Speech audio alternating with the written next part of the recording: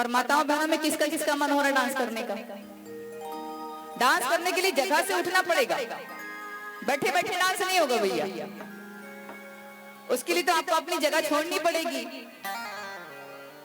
या तो भला हो गढ़वा वालों का, गढ़वा वालों का भला हो, भोलू जी का, विधायक साहब का, राजा जी का और समस्त आनंद जी। अच्छा वो सर आपने कुर्सी नहीं लगाई,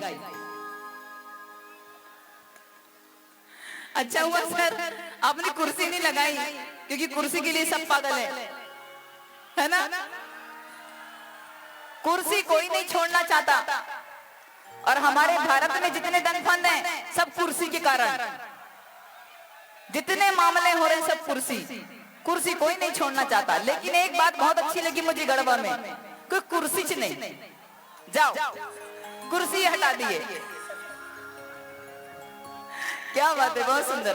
चलिए जो जो झूमना चाहता है अपनी अपनी जगह में उठ सकता है, दोनों हाथों को उठाकर 1 2 3 4।